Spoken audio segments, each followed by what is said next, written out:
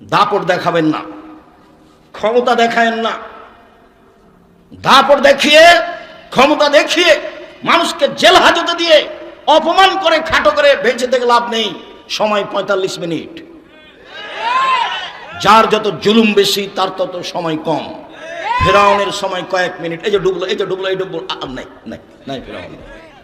তারপরে আদ সামুদ হঠাৎ করে নেই, না কই আদ নাই সামুদ নাই, খালি ইতিহাস আছে, শুধু ইতিহাস আছে, দেখতে দেখতে নেই। আদ সামুদ সবচেয়ে বড় জালেম, বিশাল ক্ষমতার অধিকারী। ফেরাউন বড় জালেম। অল্প সময়, আপনাদের নেত্রীর 45 মিনিট সময় দেখে হুঁশ করা দরকার। ক্ষমতা দেখাবেন না কাউকে। দলীয় দাপট দেখিয়ে মানুষকে অপমান করে খাটো করে বেঁচে থাকার চেষ্টা করিয়েন না। আপনি মাটির মানুষ, আবার আপনাকে তৈরি করা হয়েছে শুক্র কিট দিয়ে, দুর্গন্ধময় একটা পদার্থ দিয়ে। আপনার কোনো ক্ষমতাই নেই, আপনার কোনো মান নেই, আপনার কোনো মর্যাদা নেই। আপনি মাটির মানুষ, আপনি দাপট দেখান কেন? ক্ষমতা দেখান কেন? মানুষকে অপমান করেন কেন? মানুষের জমি চাল করেন কেন? কেন এভাবে চাঁদা আদায় করেন? চাঁদা আদায় করবেন কেন? মানুষ বাড়ি ঘর করে, চাঁদা আদায় করতে যান কেন? এই চল ভিক্ষা করে খাওয়া বেটা, বাপ বেটা ভিক্ষা করে খাও, চাঁদা তোলো কেন? মানুষের উপরে রাহাজানি কম করো কেন? ব্যবসায়ীর কাছে টাকা নিতে যাও কেন? ব্যবসা করে তোমার বাপকে, তোমার মতো শয়তান বাজে ছেলেকে টাকা দেওয়ার জন্য? তুমি তো একটা চোর, তুমি জাতির জন্য ভারী, তুমি পশু, তুমি প্রাণী, তুমি কুকুর সিরিয়ালের মতো।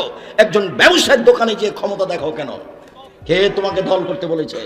কে তোমাকে এগুলো করতে বলেছে? কখনো নয়।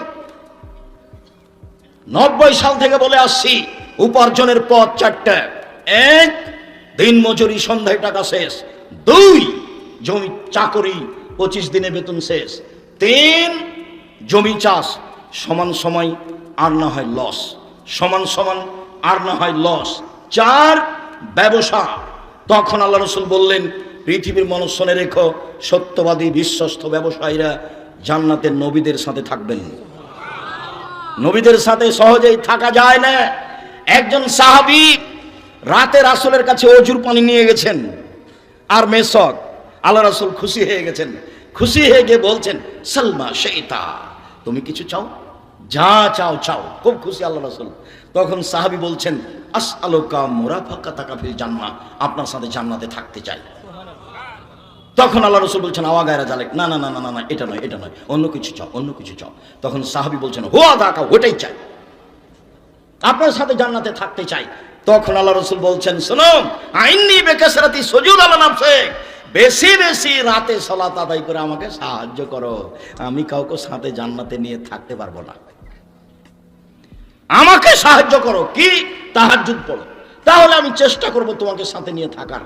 তাহাজ্জুদ ছাড়া মুখের ওপরে একজন খাদেম রাসূলের সাথে থাকতে চাইলেন, আল্লাহ রাসূল তা গ্রহণ করলেন না, না করে দিলেন। আর সত্যবাদী ব্যবসায়ী নবীগণের সাথে থাকবেন জান্নাতে, এই কথা মুহাম্মদ সাল্লাল্লাহু আলাইহি ওয়াসাল্লাম বলেন। শুধু তিনি বলেননি মুহাম্মাদের সাথে থাকবেন, তিনি বলেছেন সত্যবাদী বিশ্বস্ত ব্যবসায়ী ইব্রাহিম আলাইহিস সালামের সাথে থাকবেন, নূহ আলাইহিস সালামের সাথে থাকবেন, ঈসা মুসার সাথে থাকবেন, সকল নবীদের সাথে থাকবেন। সত্যবাদী সমাজে যারা তাদের সাথে থাকবেন, শহীদ সমাজে যারা তাদের সাথে থাকবেন। ব্যবসা কি জিনিস? জুয়া চুরি করো কেন? চাঁদা উঠাও কেন?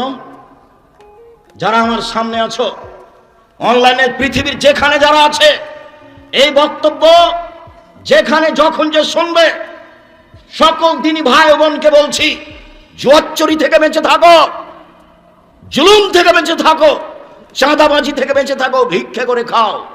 মানুষকে দাপট দেখিয়ে চাঁদা উঠাও কেন? কেন উঠাবা? ব্যবসায়ীর রাস্তা ধরতে হবে কেন তোমাকে? বৃত্তশালীর বাড়িতে গিয়ে তোমাকে আক্রমণ করতে হবে কেন? তুমি হায়ানা, তুমি কুকুর, তুমি শ্রীগাল, তুমি বাঘ ভাল্লুক, তুমি পশু প্রাণী। ভিক্ষা করে খাও বেটা, ভিক্ষা করে খাও। উপার্জনের শেষ পথ। 1, দিন মজুরি, 2, চাকরি, 3, জমি চাষ, 4, ব্যবসা, 5, ভিক্ষা।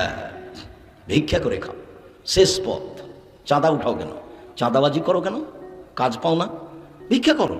ট্রেন স্টেশন আছে, বাস টার্মিনাল আছে, ও তো এতে চলে যাও, কমলাপুরে চলে যাবা সকালে, সারাদিন বাপ বেটা ভিক্ষা চাইবে, এইভাবে মানুষে দিবে কেন? তুমি জুলুম করো মানুষের উপরে। কি বুঝাতে চাও তুমি যে ওরা খেয়েছে 15 বছর, আমরা খাবো না? এ তোমার কোন স্বভাব? বেয়াদব। মানুষের টাকা এভাবে জোর করে জুলুম করে খাওয়া, তুমি জাতির জন্য বোঝা। তোমার বাপের তোমাকে মানুষ করাই ভুল হয়েছে, তোমার বাপের তোমাকে এইভাবে বড় করাই ভুল হয়েছে, তোমার বাপই দোষী। তোমার বাপ তো তোমাকে কিছু শিখাতে পারেনি, বাপ বেটা পশু প্রাণীর মতো হয়ে গেছে। নইলে এমন হলো কেন? বুঝেও বুঝে না ওরা, অন্তর আছে বুঝে না, দেখেও দেখে না ওরা, চক্ষু আছে দেখে না, শোনেও শোনে না ওরা, কান আছে শোনে না।